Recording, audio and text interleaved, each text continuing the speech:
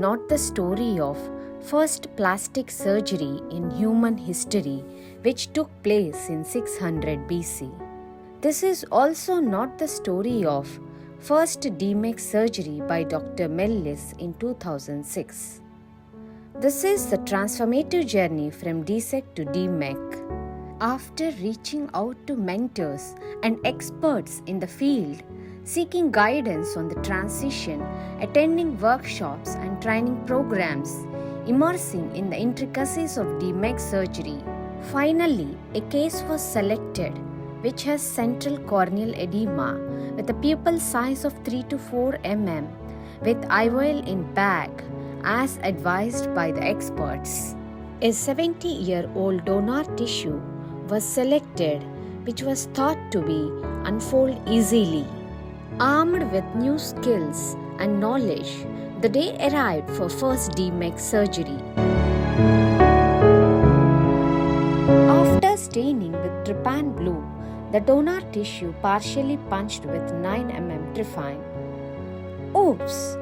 I could see the definition was eccentric. But remember the mentor saying that eccentric definition in DMEK has added advantage of giving more endothelial cells. So I continued.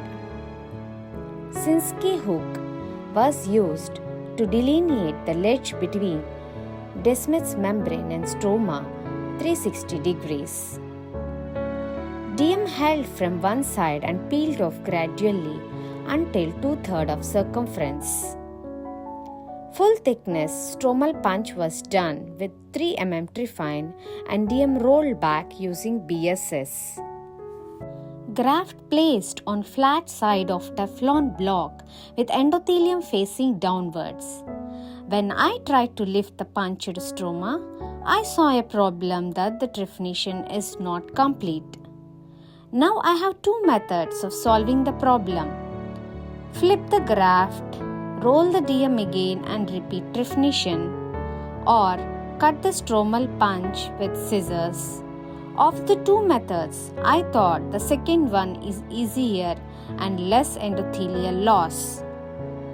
I went ahead and cut it with scissors carefully without puncturing the DM.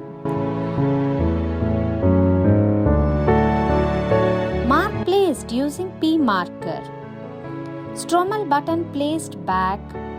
The donor tissue flipped and placed on Teflon block with endothelial side up. Desired partial definition of donor tissue done and trypan blue instilled. Wow!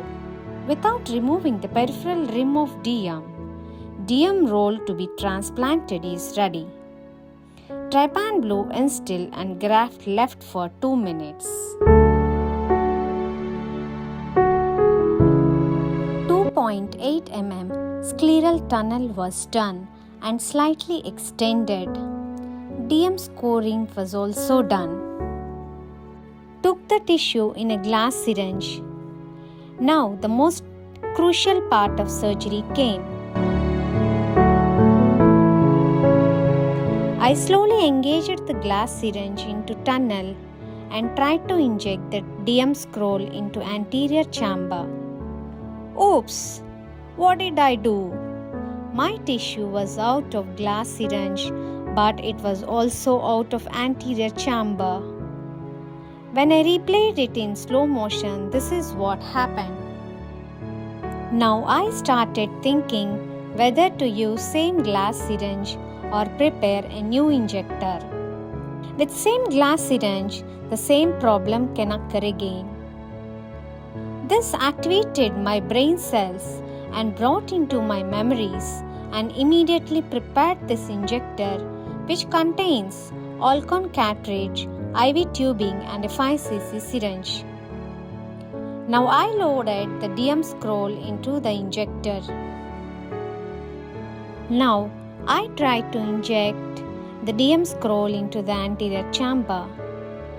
When the DM scroll is halfway into the anterior chamber, I had a little sigh of relief.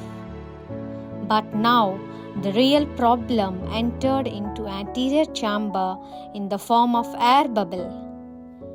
As I was injecting, the air bubbles started coming one after the other and prevented the graft from entering into anterior chamber. I removed these air bubbles with another cannula from outside. Now there was a great sigh of relief when I saw the whole DM is injected into the anterior chamber. When I wanted to open the graft, to my surprise, I could see the graft got stuck under the iris. I tried to enlarge the iris manually to dislodge the graft. After a few attempts of injecting balanced salt solution and separating the iris manually, I could not see any progress. So I pulled the graft a little and again tried the same procedure. Went underneath the graft and injected balanced salt solution. Now another step of relaxation. I could make out the graft upside down when I saw the symbol 9. I had to flip the graft by injecting balanced salt solution into anterior chamber. When I saw the P mark, I used 2 cannula technique to unfold the graft, but again the scroll became tight. Now, with balanced salt solution, the scroll was opened again. The moment I removed my cannula, I could see the graft getting folded immediately. I had to hold the graft tightly on one side with cannula, went inside the anterior chamber and injected the air bubble. There was a sense of contentment after I saw the P mark. On day 1, there were no untoward complications due to the air bubble and graft looked well attached. But at 3 weeks, there was central corneal edema and anterior segment OCT showed graft detachment. We went ahead and did rebubbling, and on day 3, the graft attached completely, and at 2 weeks, the cornea was completely clear. This is probably the story of hope for all the DSEK surgeons to become DMEK surgeons.